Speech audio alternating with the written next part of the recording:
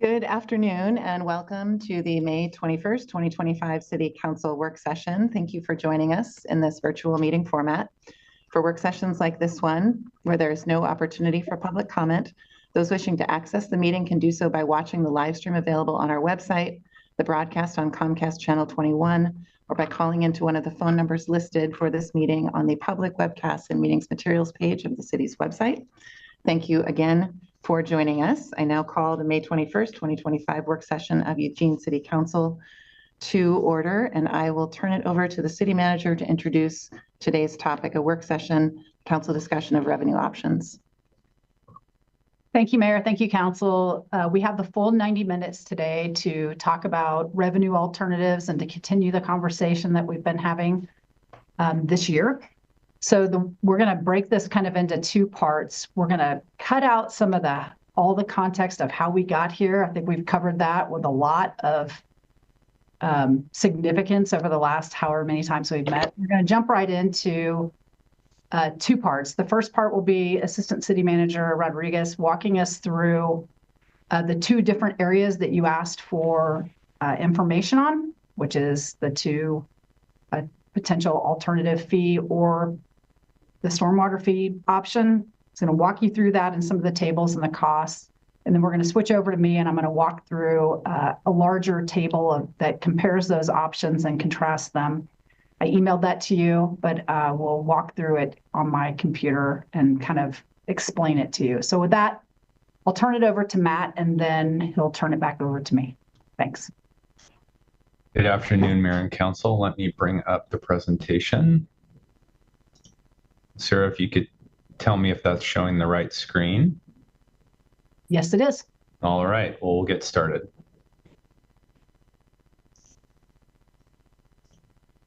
So as Sarah shared, we're going to talk about the two motions that you passed on May 14th.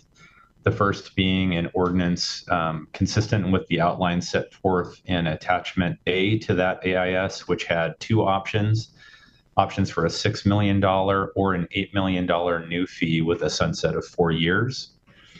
The second option was an increase to the existing stormwater fee of about 4.7 million and with a sunset of 4 years and consideration of some one-time investments that could go along with that. So the first, the new temporary city operations fee, we had to build this fee structure, which we based on the existing stormwater account information that we have. And I'll give you a little bit of a reason for that a little later on this slide. But basically, we wanted to make sure that we would be able to implement this. We use the existing 3 rate categories for residential, so small, medium, and large. And then we took what exists as one general service category in the existing stormwater fee, and we broke that into six bins, basically, based on the amount of impervious area that you had. So we have a little bit of differentiation between a very small business, for instance, and a large one. So as I mentioned, this fee would sunset based on the way the ordinance is written right now on June 29th, 2029, which is 4 years. It would take approximately 6 to 10 months to set up the fee. And all of this is true for either $6 or $8 million. It's still a new fee structure. One thing we have recently learned, as you know, there have been some ongoing conversations with EWEB about whether or not they might be able to bill a new fee on our behalf. Their board has not decided to do that, but they did ask staff to work with us to kind of get into the details. And one thing we learned this week is they have an opinion from their legal counsel that they would not be able to shut off electrical or water service for what would be considered a non-utility fee. What that means in practice is that they would have to set up a completely separate billing environment for a new fee within their billing software, which would be a very large investment in time and money, likely taking in the 6 to 10 month range. For a fee that has a limited duration, it's unlikely that would be the direction that would make sense. So when we're looking at the cost of collection, we're really looking at using an outside vendor to do that. So a couple things I want to highlight regarding that. We got some information earlier in the year from vendors through a request for information, and the range was, 1.2 to 1.5 million to collect a fee yearly. That is either a $6 or $8 million fee because it's really a per bill cost. And then we estimate anywhere between $300,000 and $500,000 a year in uncollected revenue. And really, that's the folks that don't pay their bill. With eWeb billing for our existing stormwater and our wastewater fee, we actually have a very high collection rate because it could result in the shutoff of service if it's not paid. When we have this on its own, we expect it'll be slightly less compliance with paying the bill. This would be a new bill that comes in its own envelope or has its own online login to folks. This would require use of bridge funding because it would take 8 to 10 months to implement. We'd have to use some of that 8 million in reserves we put aside to help bridge to a new revenue type. And then just a reminder that the draft ordinance does include creation of a temporary ad hoc citizen fiscal stability advisory committee to help review city expenditures, services, and potential revenues. And as we've talked about with council, that would really be a part of the larger look at our long-range financial planning that council has planned to start doing this fall. So let's take a look at what these rates would look like. So this is what the rate table would look like for 8 million in net collection. So 8 million the city can use towards its services. I'm going to really key in on 3 of these categories because they're the ones we most typically use as comparisons. One is medium residential. So that is where the bulk of residential bills will be this amount. And you can see in this option, it's $9. The second one I want to zoom in on is general services too. That's really like a medium-sized supermarket. And in this option, it's $75. These are monthly charges. And then general service 5 is what you think of as a big box store. In this option, it's $1,075. So next we'll bring in the $6 million net collection and look at how that compares. You can see in medium residential, that goes down to $7. For general service 2, $60, and general service 5, it goes down to $850. And again, we're gonna look at what each of these options could fund at the end of this presentation. Let's talk a little bit about the temporary stormwater fee increase option.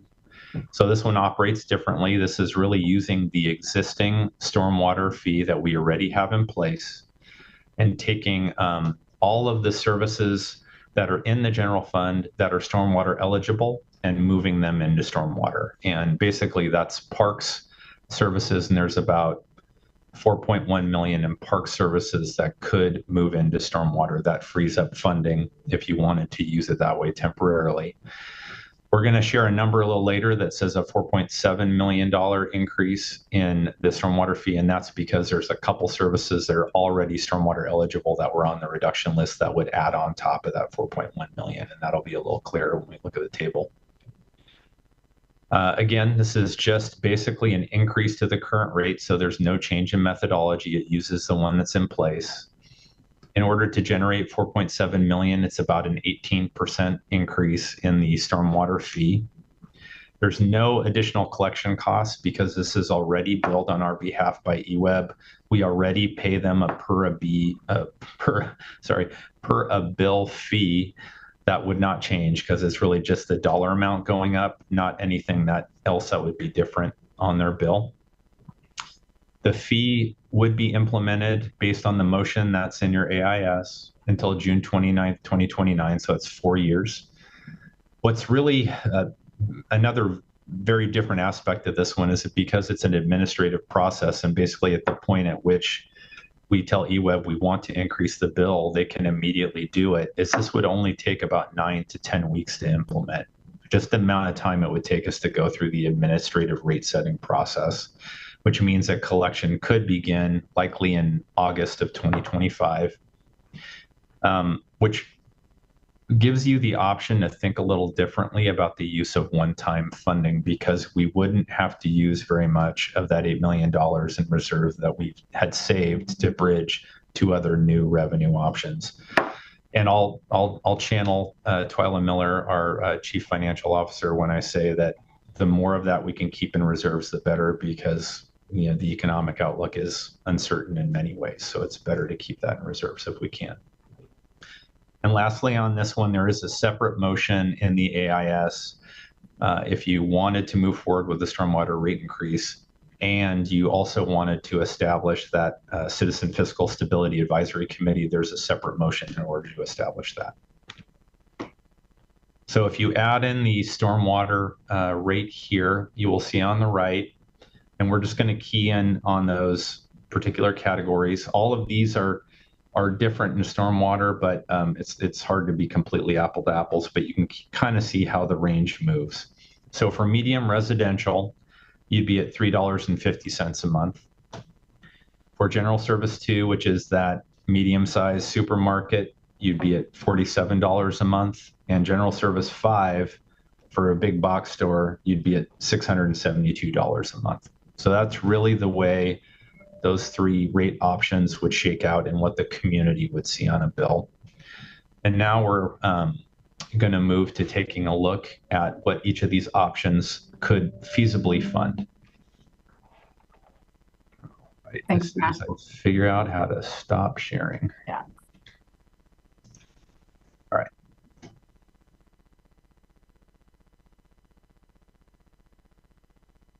All right.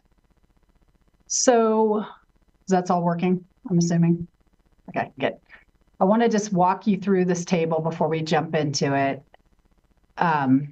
First, it's separated into two parts. So the first top part of it is investments. And this is just a reminder that part of the reason our gap grew is that we were trying to make some ongoing investments for things that we knew we needed. Things that you've been funding one time that we're trying to just move into a more sustainable model, like the police vacancy savings.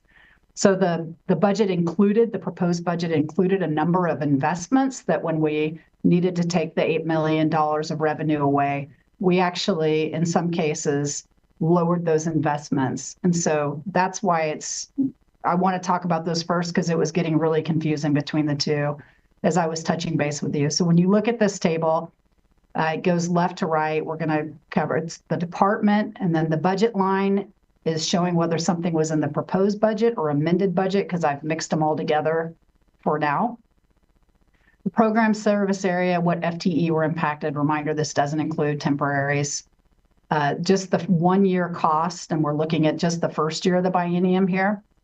And then the next two columns are, would it be, are these things that could be funded with an $8 million new fee, could be funded with a $6 million new fee.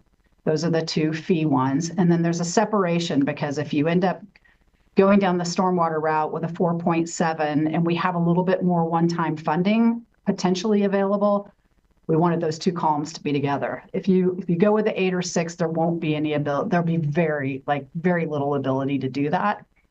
As Matt said, it does free up a little bit of additional reserves if we don't have to set up a system. There's some things we could fund with that. There's some things I wouldn't recommend funding with that. And we have been investigating making a investment in the PERS site account to bring down our rates. And what we've learned is that we can't actually reserve a spot to do that. And I don't think we have to commit to it fully until next March. So we would want to hold those funds, make sure we can weather these uncertainties, but we can put our name in, reserve the amount with the state, and at least be in this first batch. And that we did that last time as well. So I think it's a good strategy, but for those reasons, we'd want to hold that back. So I'll just walk through this first one. So really quickly, these are things that just lowered. So I'll just use the first line as an example. The proposed budget said, hey, we want to take these limited duration neighborhood service officers. We want to fund them ongoing. We want to do that for 3 of them if we can. So that was funded proposed. When we amended the budget, we dropped that to 2. So currently, we're getting that. So whether you do a $6 million option or a $4.7 million option, that's already in the budget. It's not even really related to those options. But with an $8 million option, those come back. So that's kind of how this first chart reads. Same with like state mandated planning capacity. When we did the amended budget, we found a way to fund that in the biennium with one-time dollars, and it sort of returns in the out years as ongoing. Similar. I'm not going to walk through every one of these line items. We can come back to it. I guess I will talk about each of them. The police vacancy funding restoration, as a reminder, this is money back to the police department. So it's $500,000 more than what they had in the last biennium. So this is helping them. I'd hoped to make that $1 million, but we weren't able to do that. So the animal shelter services, again, this is just the portion of the contract that was funded one time last year. That's reduced, but we're showing that comes back with an $8 million, and it's something that could be funded both with the other two options. So then we get into the reductions, and these have been sorted. So now they're not being held together by department, but they're being held together by which ones could be funded with 8, 6, and 4.7. So the things that could kind of cluster at the top. And I filled these in thinking like, here's the things we've been hearing about from you and from the community, what could work and what could potentially not work. So this first page shows a whole lot of stuff that, oh, sorry, it's jumping on me. That could work. So as you look down that list, all of the, the first 6 items could be fully funded with the stormwater option or the $8 million option. When you get down to the Office of Equity and Community Engagement, could be fully funded with 8 or 6, and with 4.7, you could do a partial, which reduces just 1 vacant FTE, but still maintains neighborhoods in the multicultural liaison.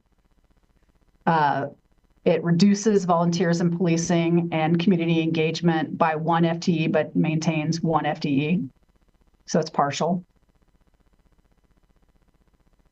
And then this is the second part. There's 2 parts of the alternative response. Sorry, I wanted to point that out. The planning chief is fully funded in all 3 scenarios here. And in the next scenario, the $8 million would restore the funding, and then the other 2 options, we would be recommending a one-time investment to hold that money there until we understand what does that landscape look like, what kind of RFP might we need to put out, but that funding would be available and ready for the fire department to use. Homeless services, we were, the $8 million restores that team in full. The amended budget suggested that we might work towards a transition of some of these contracts to the county. We've been working with the county. We don't have confirmation of that yet. In these scenarios we propose, you could, if you want to just make sure that that's safe and establish the funding through the biennium, we could do that and continue to work on that, but provide that stability. And then the next, 8 items are things that are just part of the proposed budget. So if you adopted an $8 million fee, we would essentially be saying you're adopting the proposed budget. All of these items are funded.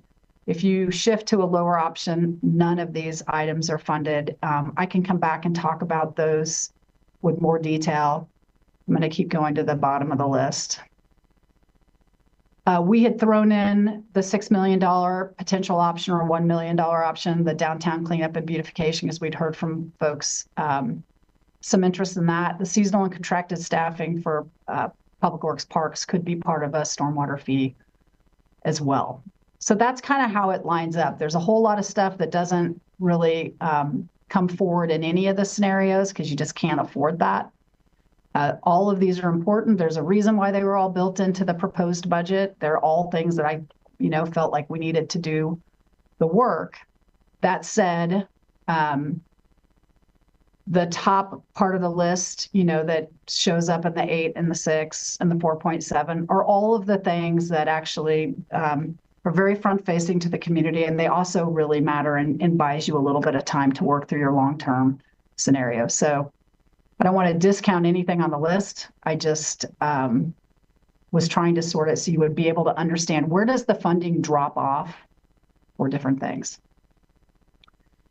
So let me just see if there was something else I wanted to say.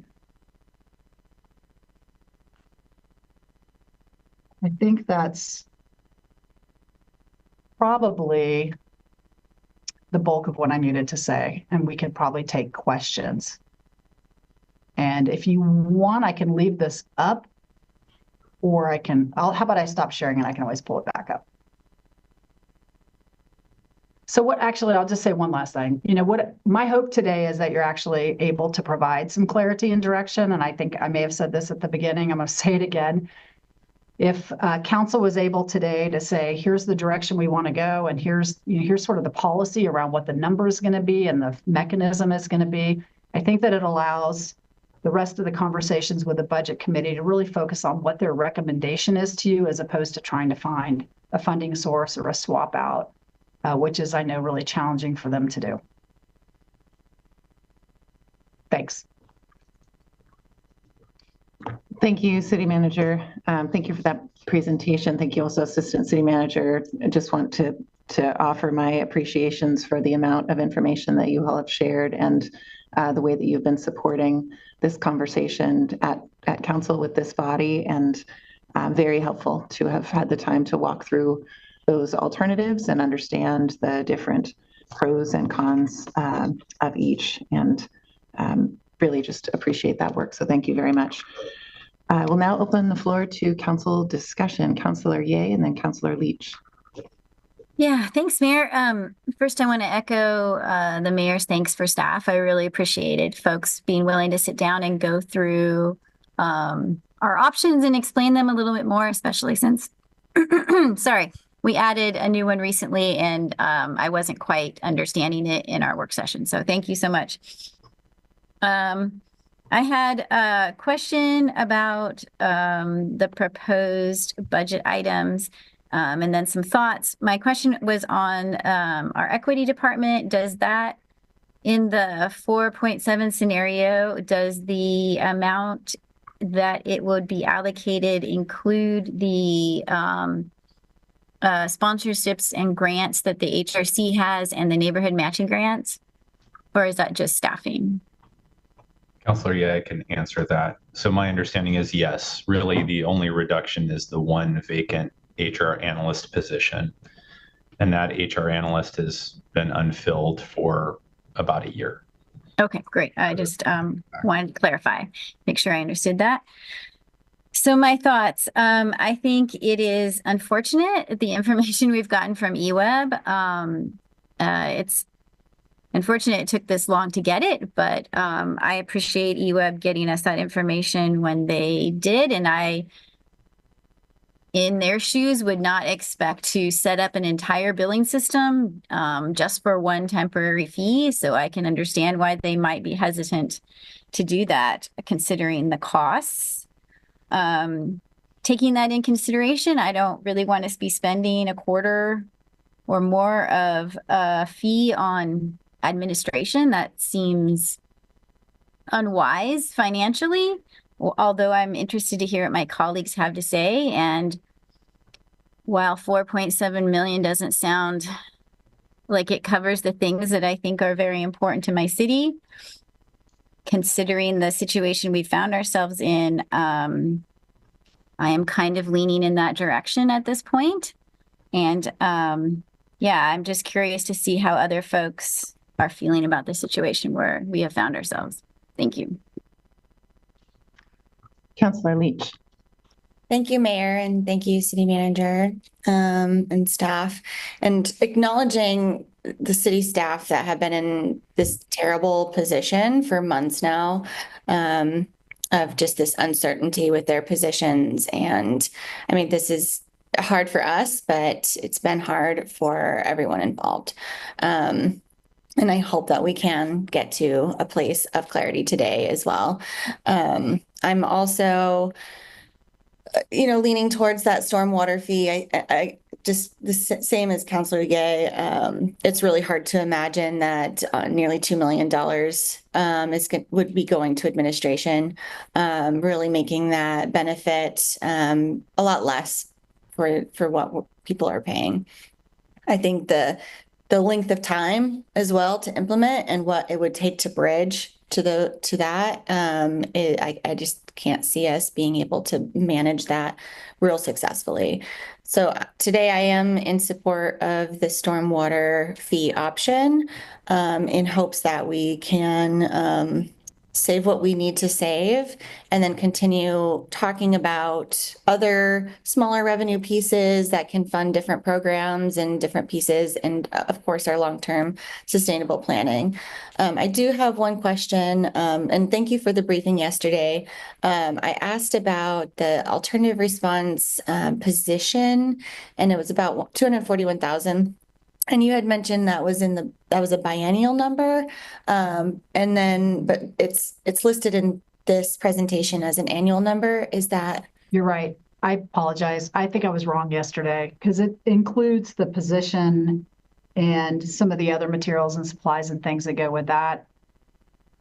But that is the position that will coordinate all of the alternative response, not just the potential Cahoots 2.0 to use their language, but also all of our BLS and other alternative services.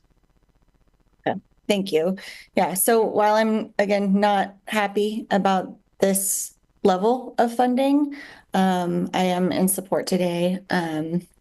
And I hope that we can kind of continue talking about all of those little pieces that we are all really wanting to save. I think you've done an amazing job. Thank you for this chart, showing us all of the kind of different options of what could be included and what is on the table. In the original plans, I think our governmental affairs was on the list, and I didn't see it anywhere. Intergovernmental relations. I'm thinking months back, and so maybe it was just totally taken off the. Yeah, we put that forward as one of the services at risk in the January or February work session, but it wasn't included in the proposed or amended. Thanks. Great. I'm also incredibly supportive of continuing to fund our Human Rights Commission, our neighborhood associations. All of those are incredibly important in terms of communication with our community and, you know, a lot of our strategic priorities of belonging, and as well as, you know, all of the other pieces that we all know. So thank you so much. Thank you. And I will I'm interested in hearing what everyone else has to say. Thank you. Councilor Groves. Thank you, Mayor, and thank you, Sarah and staff, for your work on this. I know that this whole process has not been easy.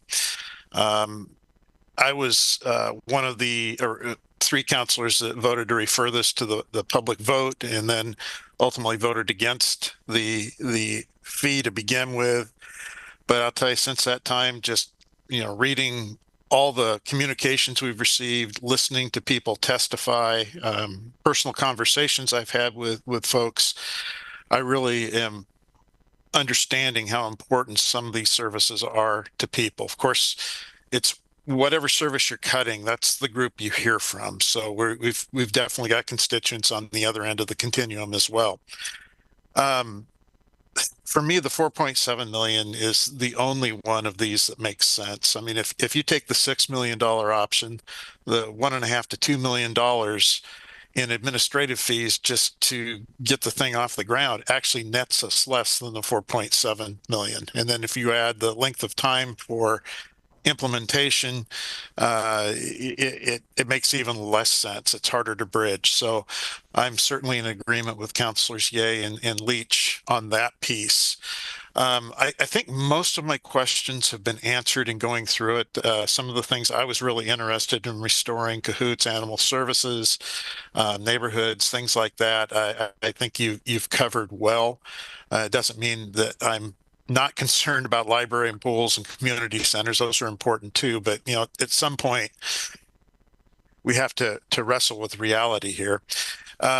One question that hasn't been discussed and answered is workload on our employees who are left. Are we scaling down expectations with a reduced ability to fund things? For example, people trying to, in the short term, cover more than one position or picking up the extra workload. How are we addressing that so that we aren't burning people out to the point they leave? Yeah, thank you for asking that. And there's two different things that are happening that are at play. So the first piece is we're holding a lot of vacant positions for landing places in case there's a large layoff. So we do this all the time. Some of it's contractually obligated. So we have some positions that are not proposed to be cut, but are not filled yet because we don't know if we need to find a landing place for somebody. So once you make a decision and give us clarity, we will open those positions and we will fill them. So that'll be super helpful. Well, it'll provide some clarity of who needs a home. So that's one piece. The second piece is we've been scaling back for years, and I think you'll see across the organization in our non-reps and our represented employees that people are covering a lot of different bases, and it has been pretty stressful. And I think it's related to coming out of COVID and all the different things. I think scaling back expectations is something that's hard for our employees to do, even for themselves. It's definitely hard for the community to do. I think it's hard for council. It's been hard for everybody. So that is something we're going to need to work through. What's reasonable to expect given lower staffing levels across the board? Well, thank you for that. I mean, obviously, the fire department's always been near and dear to my heart since that's what I spent so many years working. But I've watched that for years as our growth has not taken place in our line level staffing, and our firefighters just keep running faster and faster, and it's not healthy. It burns people out. I know we've lost some really good employees, have gone to other agencies where they can actually get paid more and have a lower workload.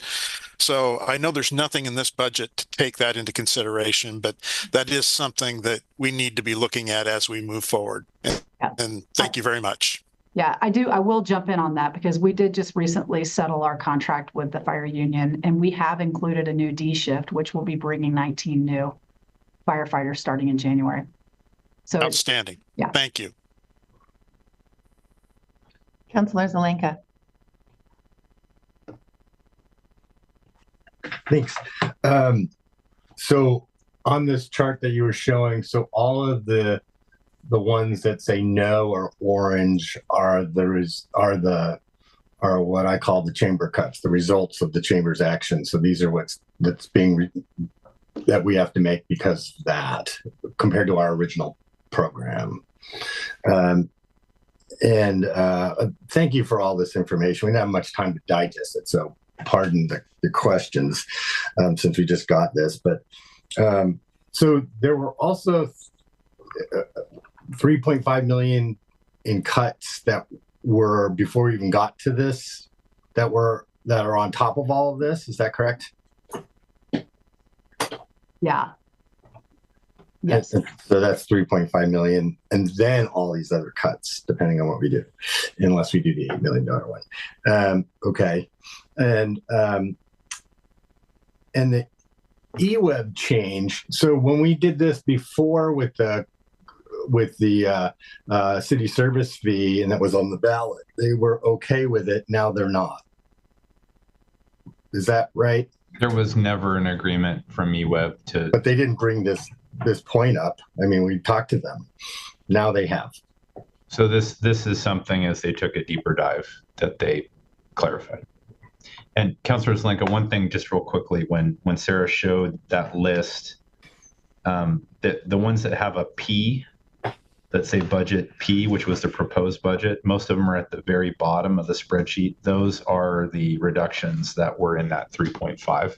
So they are shown included in the table. They're not in addition. Oh, in the column 2? Yes. The P's at the very end. Okay. Thanks. So the 1.5 million in temporary costs to do this, we've already kind of bit that bullet once before. We did exactly this already when we did the CSI. We are billing the CSI internally, and we're paying the cost, the administrative cost of actually doing that.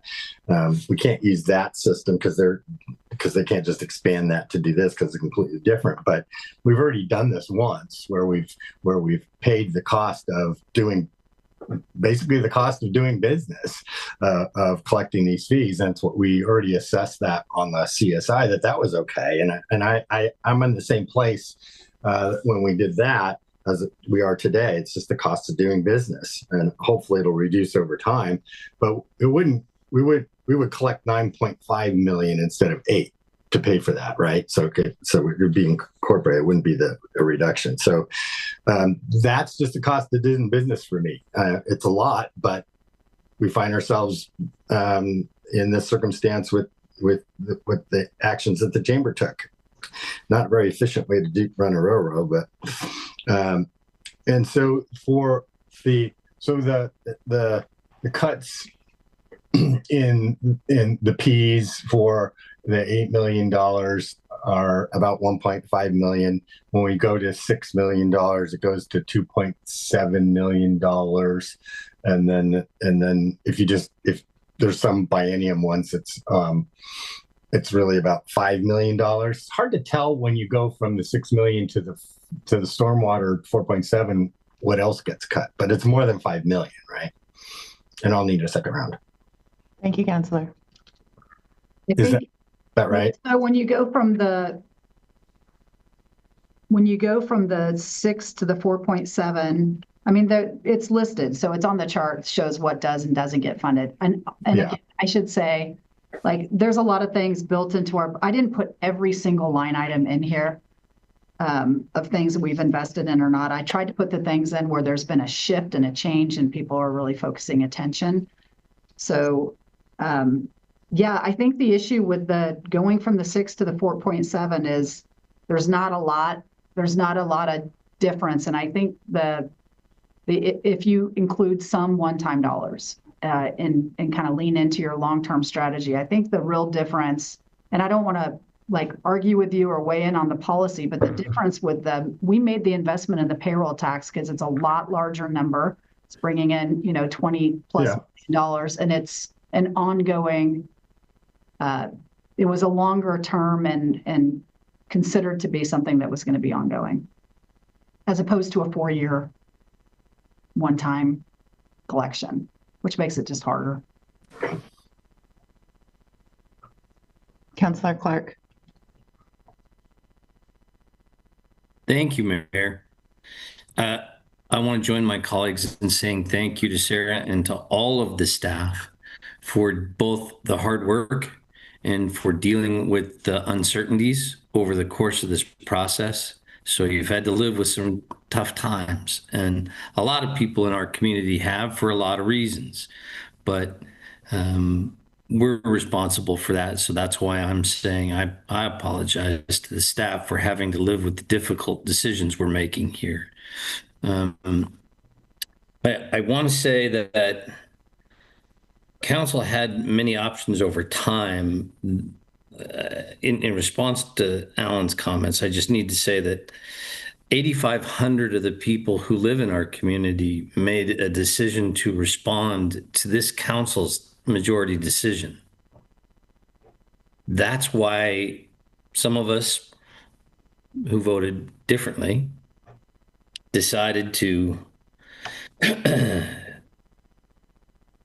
take some of the harder decisions here off the table by trying to compromise. I'm glad we've landed in a compromised place, but I think it's important to remember that I take offense, frankly, to my colleagues' comments, because there are a lot of people in the community that I think this council broke faith with, and that's the reason for the response we saw. And that's, I think, a faith that needs to be rebuilt with time. They don't agree with us. And there's on all sides, there's a lot of disagreement about our budget year process. And we're going to have some work to do in front of us to restore some community faith. And I look forward to doing that work. It's one of the reasons I brought up the idea of trying to find a compromise position in the first place, because there are people this hurts on both sides and for all of the decisions that we're discussing making. So I hope we can work well together as we move forward instead of pointing fingers.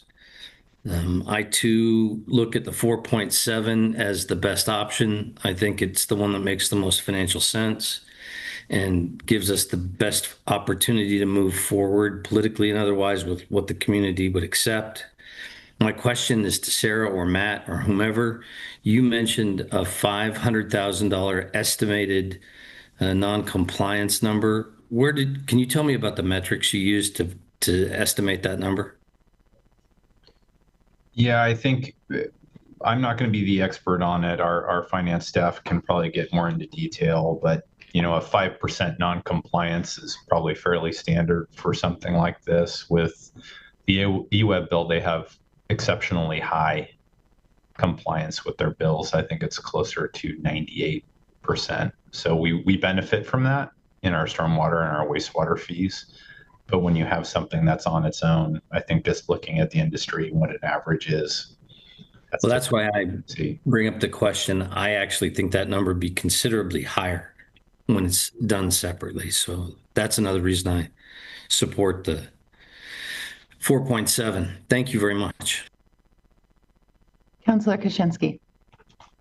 Thank you. And thank you to staff again. I will echo what my colleagues have said about appreciating the work that you all have put into this in this very difficult situation. I had one question before I get into some comments. Had we implemented the fire fee, we would have had a cost to administer that as well. Is that right? And that was built into the fee structure for that as well? Anytime we build a fee structure, we include the cost to administer it. Yes. Okay. And what was that number that we were building in for the fire fee?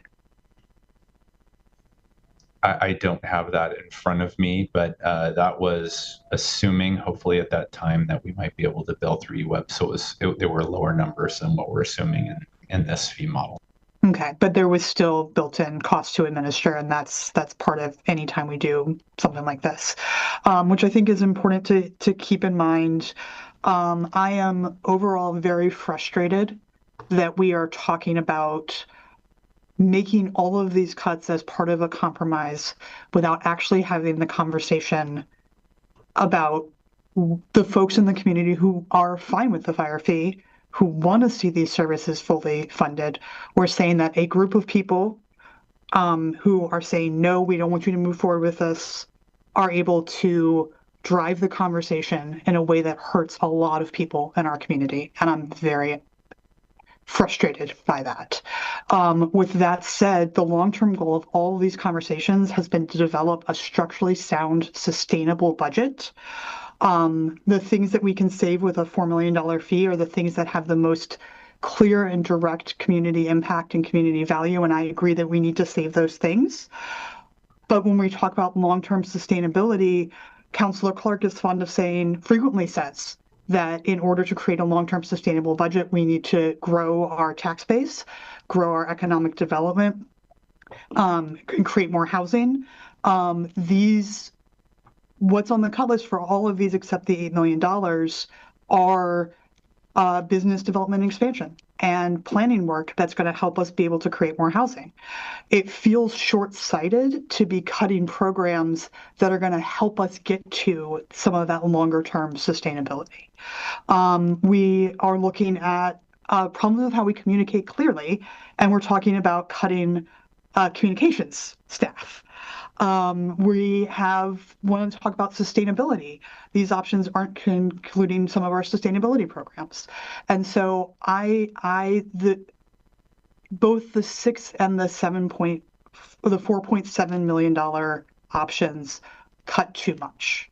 And I'm willing to pay a little bit more in administrative fees to be able to preserve the things that are going to help us solve this problem in the long term and not just kick the can down the road again.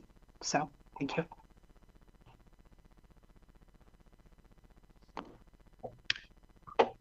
Councillor Keating, if you'd like to join round one, then Councillor Zelenka will come to you to start round two.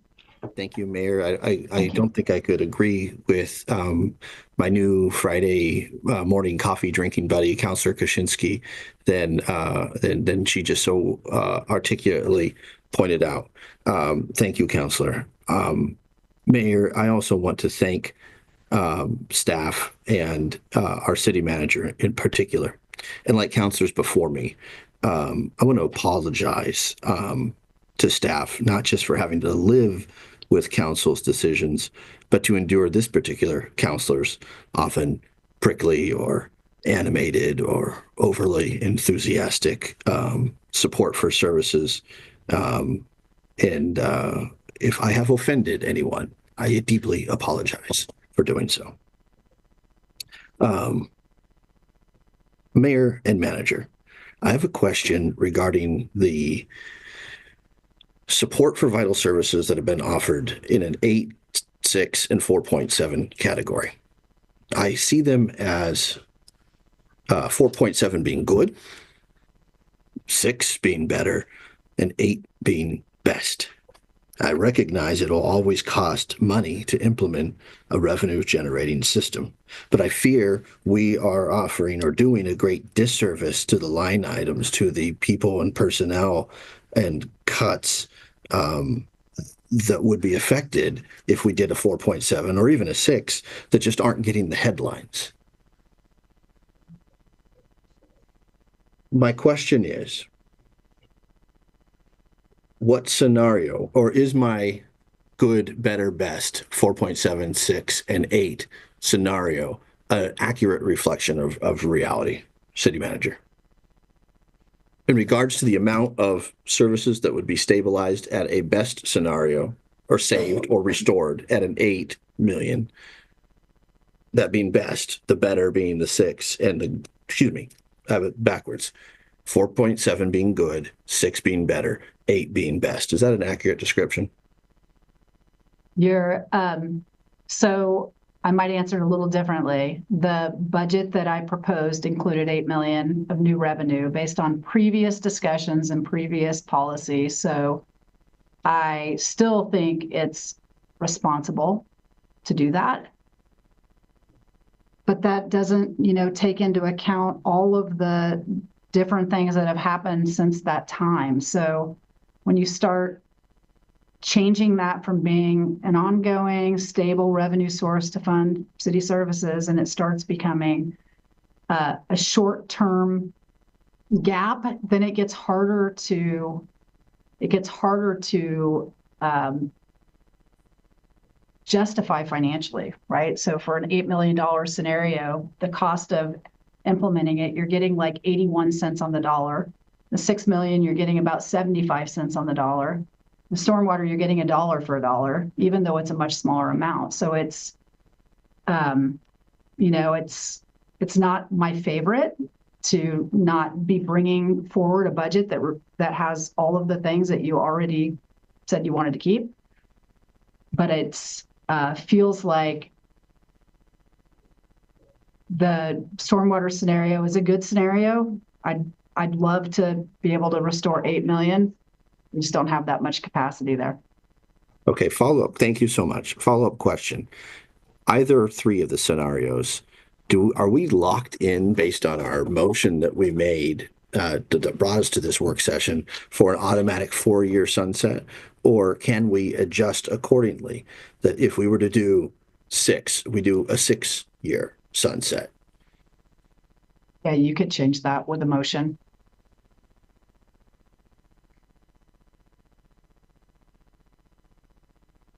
Then if that's the case, and I'm hearing a lot of colleagues have support for the lower scenarios, and it seems like there's a handful, if not maybe just a couple of us in the 8 million camp. I don't want to speak for any colleagues, but if we are to go lower, I would want the sunset to go higher.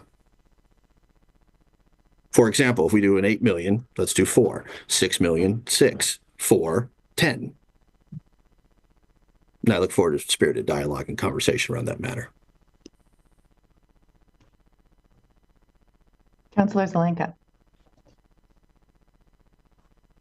I think Councilor Evans didn't get a first round. Oh, I'm so sorry, Councillor Evans. Let me unmute myself. Thank you, Mayor.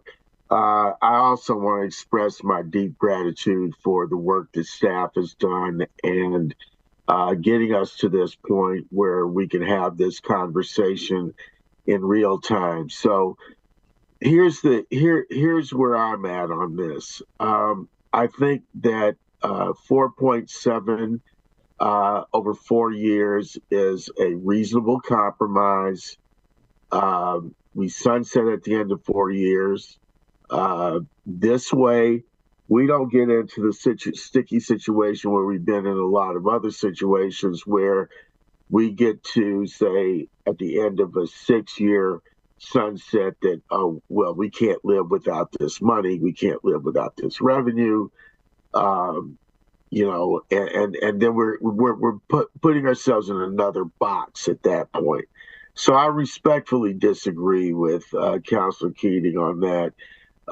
This to me is a short-term compromise. It bridges us over for 4 years, keeps in place a lot of the critical services that we have been hearing about with, you know, animal services and parks and library and everything else. And it's a dollar for dollar situation. And it's coming out of stormwater fees that we're already billing to people. So we don't have to set up a separate mechanism to bill it.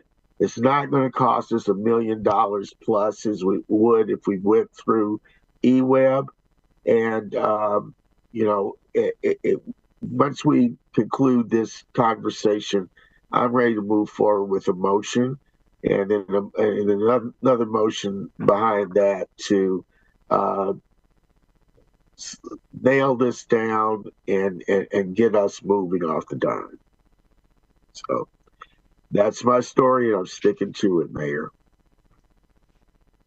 Thank you, Councillor Zelenka.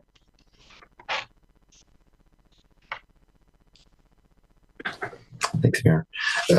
I agree with everything that Councilor Kaczynski said. Couldn't agree more. The cuts in either the 6 or the 4.7 million scenario are a bridge too far for me. Administrative fees are just the cost of doing business. Is it as efficient as we thought it was going to be? No, but that's where we find ourselves. The 4.7 million stormwater, let's be really clear. That's $5 plus $6 million worth of cuts, 10 FTEs over that are gone, and significant cuts to very important services. So this is not much of a compromise to me. The $8 million option, though, is where I would fall. You know, the cost of doing business, I hope that's not the deciding factor of why you do this. I think what cuts get made and what services we lose should be the deciding factor, not whether or not the administrative costs are a little bit too high. I would support a 6-year sunset on an $8 million thing. The stormwater fee, it really doesn't need to sunset. I'm curious why councilors think we should put ourselves in the same exact position 4 years from now and kicking the can down the road, basically. And what are we going to do in the 4 to 6 years that while where this is in place, if we do it that way, what are we going to do that's going to not have us be having this conversation at that time or shortly before that time?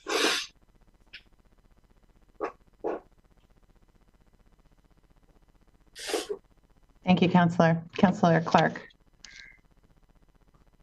Thank you, Mayor. I also wanted to point out in the spirit of my colleague pointing out our options in the future and which are limited and which are not. What we're talking about today is simply unless I'm mistaken, we're just simply talking about the revenue mechanism, because the actual programs that get funded still have the budget committee to weigh in. And with the 4.7, option, with the stormwater option, we have some other one-time adjustments we can make that are more flexible in doing it that way with the budget committee's input. So just another idea or thought process for the 4.7 option. I too hope that we'll limit it to 4, but the counselor's right. What the council does years from now is their decision. Thank you. Councillor Kaczynski. Yes, in response to Councillor Keating's comments, if we're looking at it, first of all, I think a 4-year sunset is too short for any of these options. But with that said, I would say increasing the sunset, if it's an increased amount of money, makes more sense, because then we're getting that sort of greater, longer term return on investment for that sort of setup fee piece of it. We all received a document last week that said, this is what the chamber would like to see. This is what they feel would be a reasonable solution to this. And to a large degree, that is what many of you are talking about. This does not feel like a compromise. This feels like a capitulation.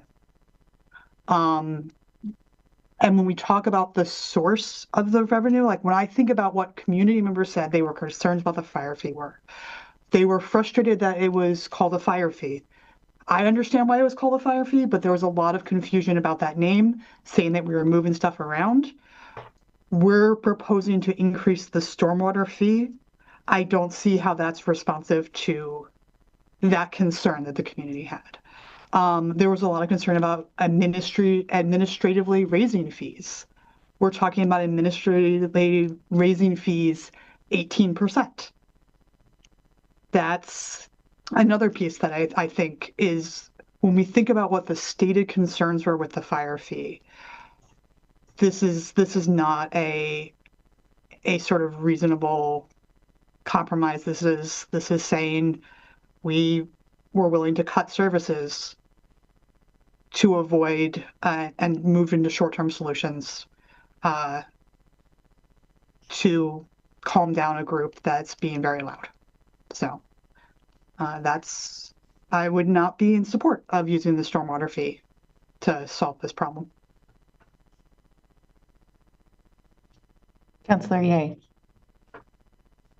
Yeah, I had a question about the 4 versus 6. I know at one point we talked about how the length of the alternative, our ordinance options could have an effect on our credit rating and such.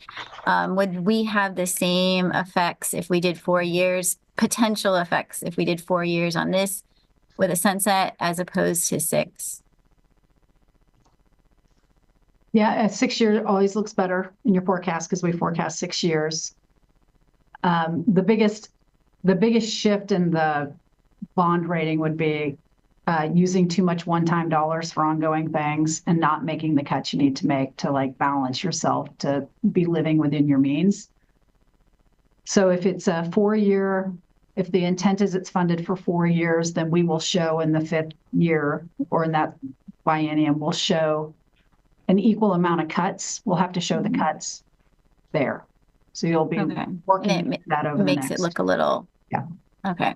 Yeah. And, I would not be opposed to 6 years. We could have a check-in in 4 to see, because we can, any council, us or someone in the future, right? We talk about this all the time. They can always change their mind and do something different. Like this isn't set in stone anyway. So, giving ourselves a little more time for community outreach and education, I think is never a bad thing. If we arrive upon a solution in 3 years, we can always, there's no reason to wait, right? So, in some sense, the number is a little bit of trying to guess how much time we would need. So I would support 6 years if that was...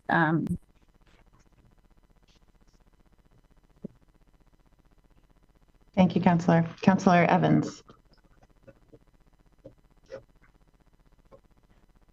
Here's a question for the city manager. If we were to go with a 6-year sunset at $6 million, what would that look like? And well,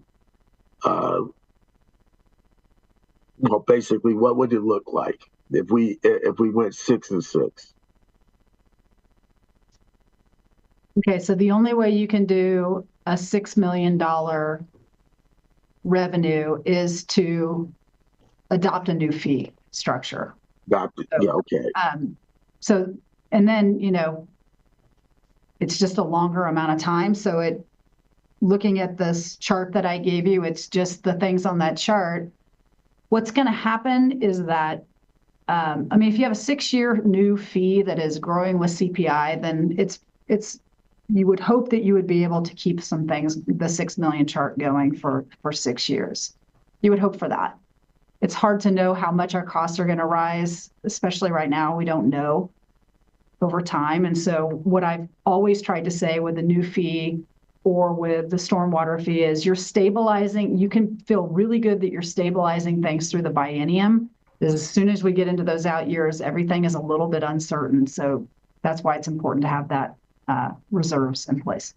So coming back with a follow-up to that, so if we go with 4.75 and do a 6-year sunset, that would give us a little bit more wiggle room to have this conversation, and then we would go through the stormwater process, which we already have in place, and it would not cost us any additional monies to administer, correct? So that could be a way forward. Okay. I'm contemplating that as we're talking. So thank you, City Manager. Councilor Groves. Thank you, Mayor. Everything we do touches something else. I'm curious what other levy or bond renewals line up with a 4-year time horizon and a 6-year time horizon? That's a good question. I'd have to pull up, and I can. So if you have other questions, go ahead and ask them, and I'll pull up that slide that we gave you last week at Budget Committee. Yeah, I know I've seen it before, but I just think that should be part of this decision process.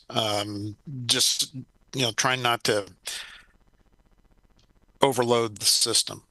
And, you know, I guess I don't have any other questions at this point, but just a comment. I mean, whatever we do, at least my thought is this is buying us time while we come back and go through this more iterative process of going through our budget and trying to find alternatives, including different ways of delivering service. You know, and if we give ourselves 4 years, it's going to take 4 years. If we give ourselves 6 years, it's going to take 6 years. If we give ourselves 10 years, we're going to take 10 years. I mean, that's just the reality of how we operate. And I think we need to put a sense of urgency into this process so that we can really start trying to get ahead instead of playing catch up all the time. And that's kind of how I'm seeing this whole thing. So anyway, with that, I'll just, you know, if you haven't answered that question, great. If not, a little bit from now. I can pull that slide up if you just give me 1 second. I'll just pull it up and you can just take a quick look at it. Okay. You should be able to see that now. So this is the sequencing. So, you know, 4 years is like, you know, 29. So in between that time, you have a library levy that you're going to need to start talking about this fall. We'll start talking about the payroll tax in 2027, and you have to make some decisions about that. So they, you know, depending on what year you use, it'll overlap with one or more. And just to confirm, and also for the public listening, a levy contributes to compression, a bond does not. Is that correct? Correct. Yeah. All right. Thank you. Sure. Councilor Evans.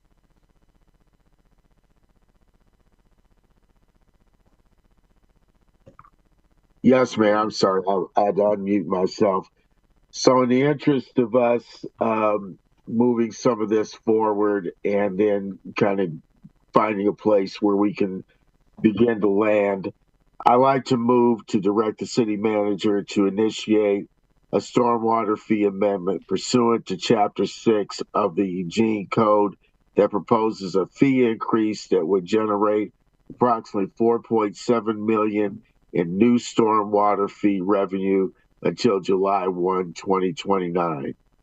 And move to direct the city manager to schedule a work session in the fall of 2025 to discuss creating, in accordance with Eugene Code 2.013, an ad hoc citizen fiscal sustainability advisory committee to review the city's expenditures, services, and potential revenues. Second. Thank you. Discussion from council. Councilor Kaczynski. Move to replace June 30th, 2029 with June 30th, 2031. Second. And I apologize, Councilor Kaczynski, when I provided you that motion. It's replacing July 1, 2029 with July 1, 2031. That was my mistake. I apologize. Let's look at July then. Thanks. I can speak to that if Please, Councilor, yes. So this would extend the sunset from 4 years to 6 years. I think we need to think about how much time has gone into this discussion so far. We've been having this conversation about the fire fee for over 2 years now. One of the reasons why it was selected was because we were looking at time it would take to implement. Even if we have a very expedient conversation about what the other solutions are to this, it's going to take time to implement those solutions. If we're going to look at changes in the way we deliver services, it's going to take time for those things to become reality, right? If we're looking at growth of some kind, it's going to take time for those things to show up on our rolls. And so having a longer sunset gives us time to have these thoughtful discussions we need to have and to start seeing the implementation of those solutions without having to stop and say, okay, well, we think this is going to be in effect. This is going to start working in like 6 months. Now we have to extend this or we have to take short-term cuts. So that's why I think a longer sunset makes more sense, because I just think 4 years doesn't give us enough time for both discussion and implementation. Councilor Groves. Thank you, Mayor. My question is about the second part of the motion that Councilor Evans made. I couldn't tell, Councilor Evans, if you said sustainability or stability advisory committee. I don't know that it makes a difference, but I think for purposes of the notes, I just want to try and clarify. I said stability. Stability. Thank you. That's all I had. Thank you, Councilor Clark.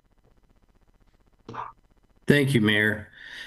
To the amendment, the fire fee in the original discussions around our budget was for a much longer period of time. The chamber asked for 2 years. I was willing to compromise and say 4. I think that longer than 4 planning, and obviously, as everyone's mentioned before, more eloquently than I, a council in the future can decide to do what it will. So, and there's nothing we can do at the moment to constrain that council of the future, and they'll do what they need to do.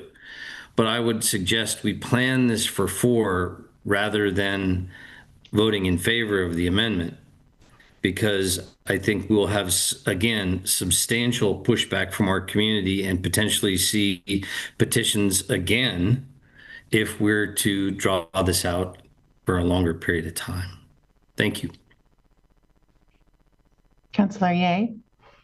Yeah, thank you. I am going to support this. I think Councilor Kaczynski makes a good point. Like it's this process of working with our community is going to take a while. Plus, if we do come to some sort of agreement, it's going to take time to implement whatever that is that we come to agree upon. And I don't want to be having those discussions at the same time that we're like, okay, now we have to discuss whether, you know, having to extend this stormwater thing or not extend it because we're bumping up against it. It makes a lot more sense to give ourselves 6 years. And then if we get done in 4, we just get rid of it. There's nothing stopping us from doing that. Correct, City Manager? Yeah, we can stop having it at any time that the discussion is over and what we want to do going forward has been selected. So it makes a lot more sense to give yourself a little more time than to cut it short and then have this concurrent conversation going on that could really confuse folks in the community. So I'm going to support the 6 years unless I hear something that changes that. Councillor Leach. I support this amendment. I mean, we went from 11.5 million down to 4.7. That's a huge concession. And there's a lot of constraints involved in making a lot of those cuts. And so I would like to protect our budget and our forecasting through the 6 years so that we can have a little bit easier time to understand and know what that looks like as we go through this process. So that is why I'll be voting yes on the amendment. Councillor Groves. Thank you, Mayor. I just want to point out something I think is pretty obvious. I mean, obviously, we've been hearing from people who have an attachment to a particular program or programs. We have not been hearing from the group of people who are adamantly opposed to any increase in costs. And we're talking quite a bit about that until the referral initiative petition. So the referendum petition. So anyway, we got to remember that's part of our community too. And we're going to be hearing from them, I'm pretty confident, depending what we do here. So anyway, I do think we've made a compromise. I'm personally more comfortable with the 4 years. There's nothing to say we can't do the opposite and extend it if we feel that we're close to having some solutions and we need a little more time. But you know, especially whoever's on the current seated council at the time, they can change it anyway. But I would rather start off with the 4 years and try and stick to it. Thank you.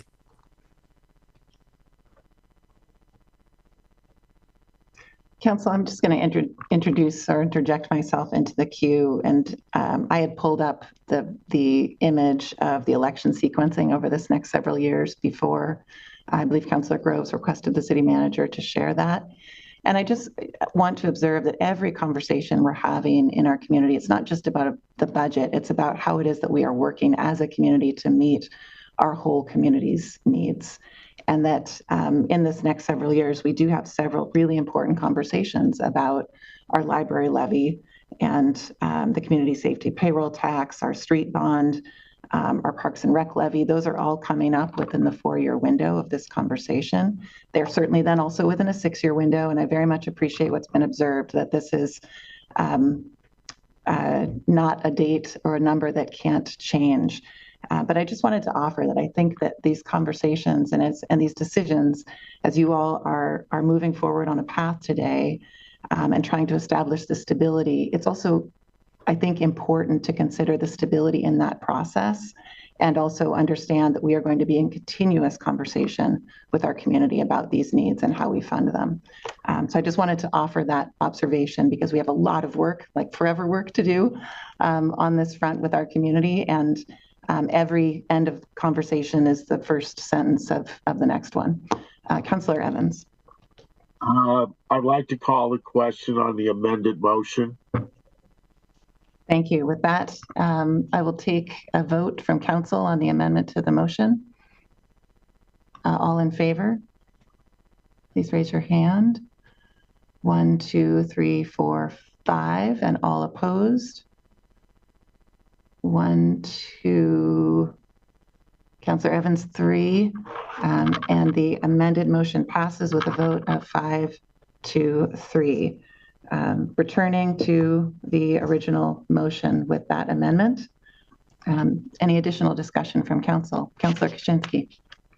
I just want to be clear that the reason why I'm going to be voting against the overall motion is because I feel like this is not enough money and this is not a reasonable compromise, if we want to call it that.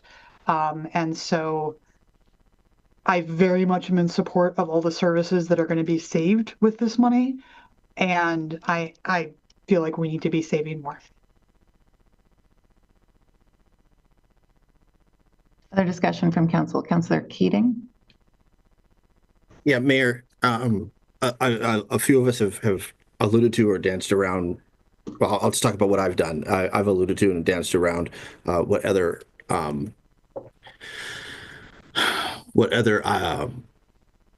areas of our services will be cut and what will be restored. I would like just some clarity for a more formal proposed funding list with the proposed 4.7, please. Can I speak to that, Mayor? Yes, please, City Manager. Yeah, actually appreciate that because we've put forward a proposed budget and then an amended budget, and I've taken a stab at what I think you would want to propose with a 4.7. I could simplify this list as a starting place for you and for the budget committee, or we can just keep going with the one that we have. But be happy to provide my best recommendation for what you would restore with that 4.7, given all that we've heard. From my vantage point, Mayor, it would be most welcome because there are multiple, even yesterday on a human service or a Monday on a Human Services Commission meeting, clarifying the minutes about the proposed budget versus the amended budget. So if council as a whole today, now that we've adopted this 6-year sunset, I'm willing to stand with the majority, though I've made it clear where with the number or numbers that I would long for. I would appreciate greatly the clarity around the new or soon to be adopted 4.7 or suggested or directed 4.7, please. Thank you, Councillor. Councillor Evans. Yes, Mayor, I'd like to call the question on the main motion as amended, 4.7 with a 6-year sunset. Thank you, Council President. With that, we'll now take a vote for this motion. All in favor? 1, 2, 3, 4, 5, 6. And all opposed? 2. And the motion passes with a vote of 6-2. Thank you, Council. I just want to observe for those following along at home and within the community as we wrap up our meeting today. Now, we have thanked staff, but I also want to thank this body. I know this has been a challenging budget season. There's still a lot of work ahead to do with Budget Committee, but I want to appreciate the difficulty that sometimes goes along with the honorific of being a city councilor in Eugene. And I suspect that decisions like this one today are the reason why some people might say they never imagine seeking public service, because it's very difficult to balance all of the competing interests and challenges and constraints. But I just want to appreciate your work in doing that, and also thank you for the measure of stability that this decision offers to our services and clearly lays out a path in terms of continued work that we have to do for our community. So thank you all for this time in our work session today. I will now close the May 21st. Oh, yes. I think you have an additional motion. Oh, I'm so sorry, sir. I was moving right on to our last page. Council President. I'll let the city attorney clarify. I just want to make sure that the fiscal stability, if that was part of the first motion, are separate. That was part of the first motion. It was made all as one, but I still think I think Councillor Evans had potentially another motion. Yes, I do. I do. I'm trying to get to it. Just a second. Okay. Just in time, Counselor. So, my next motion is, can you hear? Okay, I'm off mute. Move to repeal ordinance 20717, an ordinance establishing a fire service fee and adding new sections 6.760, 6.765, 6.770, 6.775, 6.780, 6.785, and 6.790 to the Eugene Code 1971. Second. Any discussion from council? Councilor Clark. City Attorney, do I remember that even with any other things we've done, such as the motion we've just passed, we still have a September 3rd deadline to remove the current motion's, subject from the ballot? Am I correct with that? That is correct. You have up until September 3rd to repeal the ordinance that is referred to the ballot.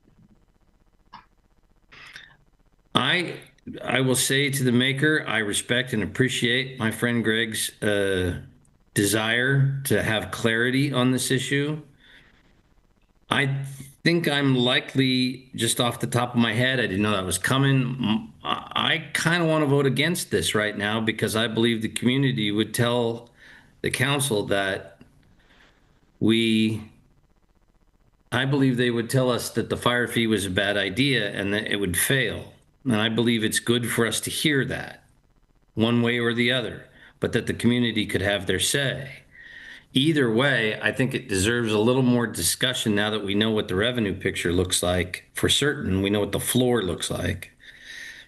That vote is still deserves a little bit more discussion before I'm willing to say, yeah, let's take it off the ballot, because those folks worked hard to be heard. We have a podium in front of the council for public comment every Monday night, and it exists because we want to know what the public has to say. I think we should have sent this to them in the first place. But certainly 8,500 people signed pieces of paper that said, yeah, we want our say.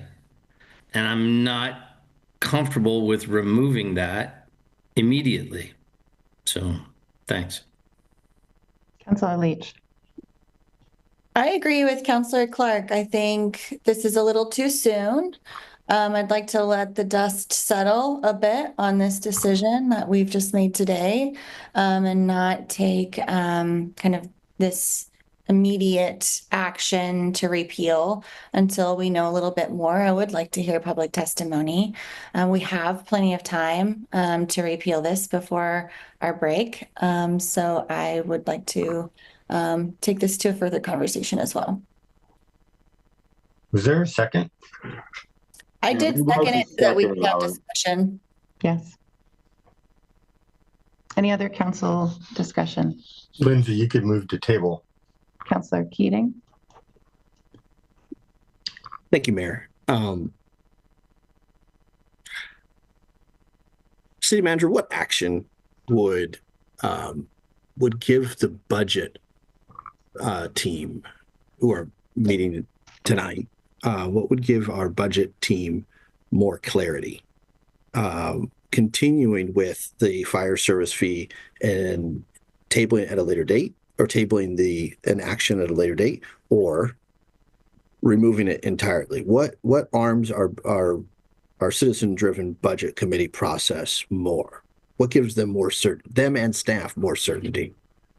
Yeah. So that's kind of a layer. I'm going to give you a little bit of a layered answer. So the decision you already made to include the revenue from a stormwater fee is going to provide the clarity for the remainder of this budget process. You won't get that clarity. Anything that's still on the ballot that's uncertain will not help at all in this conversation. So you've provided the clarity I think the budget committee needs. I think it'll be it's the clarity that the community needs that I think could be somewhat confusing. Okay, thank you. Well, I hope to provide that clarity then today and support the motion. If Councillor Leach were to amend it as Councillor Zelenka proposed, tabling to a date certain, I could support that as well, provided, we send very clear messages to the community and to the budget committee and to staff, very clear, concise messages of clarity around our budget. So I don't want to confuse. So, if Councillor Leach would entertain the idea to table to a date certain, I'm open to it. If not, I'll support the main motion. I'm happy to move to table to a date certain. Is there anyone, city manager or city attorney? And if I could just interject, so you have a couple of options. You can vote the motion down and someone can make it again at a later date. That's option one. If you, and this is for the folks that don't want to vote in favor of it right now, obviously. You can move to table it, which is not debatable and it's not to a date certain, and somebody would have to move to take it off the table. Or you can move to postpone to a date certain, and we would provide you that date. I would say, summer break. Prior to your summer break. So at some point before July 16th is when you would need to do it. That would be postponement to a date certain. If that gets a second, that's debatable, and then that is votable. And I would like to postpone to a date certain before our summer break. Second. Thank you. Any discussion? Here. Then on process question, is that actually a date certain? I don't think it is it? Prior to July 16th is a specific enough date that it is considered a date certain. Tabling is just in the ethos. There's yeah. Mayor? Yes, Council President. I'm willing to go along with Councilor Leach's suggestion. We table to a date certain. That way it gives us some more ways for us to have public input around this, and then we can see what we come up with by the middle of July. Thank you, Councillor. With that, City Attorney, unless you advise me otherwise, I'll consider that motion no longer requiring a vote today. Councillor, are you? No, what we have on the table. We have on the table a motion to postpone a vote on this on the original motion to repeal until some point before July 16th, and then when that is scheduled for, when that comes up and is agendized for a vote, it's going to already be on that table. The motion to repeal will already have been made. It will be seconded, and the thing that will be left for the council to do is vote on it. So you do need to vote on the motion to postpone. Okay. Thank you very much for that, Council. Now take a vote on this motion to postpone. All in favor? 1, 2, 3, 4, 5, 6, and Councillor. I'm there. You can't see my hand, but I'm there. Thank you. My video's wonky. 7 in favor and all opposed. 1, and the motion passes with a vote of 7-1. Thank you all very much. Any other items before I take us out? Thank you. I now will close the May 21st, 2025 City Council work session. Thank you all very much. We are adjourned.